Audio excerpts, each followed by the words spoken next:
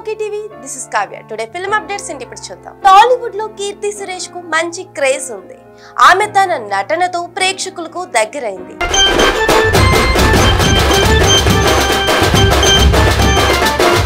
Tamil industry నుంచి వచ్చిన కీర్తికి మన దగ్గర మంచి క్రేజ్ ఉంది.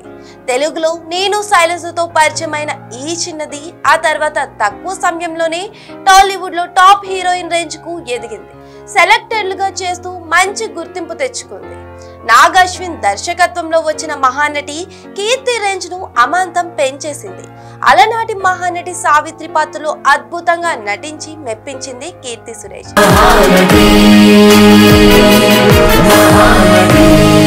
ఆ తర్వాత ఈ చిన్నది యంగ్ హీరోలతో జోడీ కట్టింది. అలాగే పవర్ స్టార్ పవన్ కళ్యాణ్ తో అజ్ఞాతవాసి,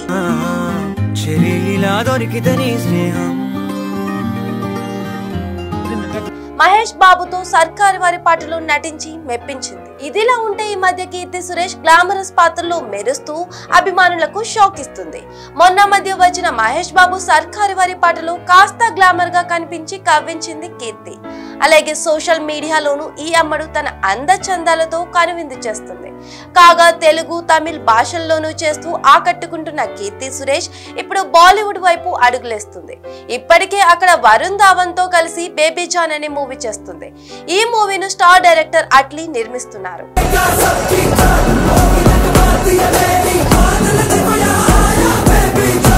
ఇక బాలీవుడ్ లో లిప్ లాక్ అనేది చాలా కామన్ అన్న విషయం తెలిసిందే.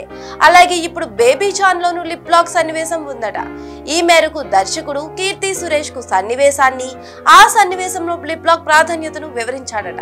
అయితే కథను వివరించే ముందే దర్శక నిర్మాతలు కీర్తికి కండిషన్ పెట్టారట. లిప్ లాక్ కంపల్సరీ అని చెప్పారట.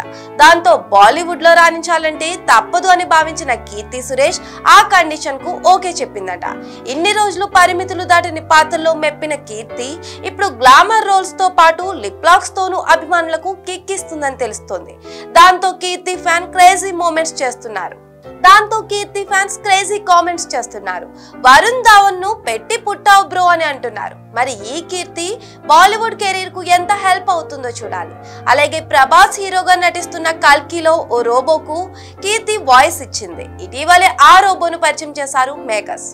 For more latest videos, please subscribe to OK TV. Thanks for watching.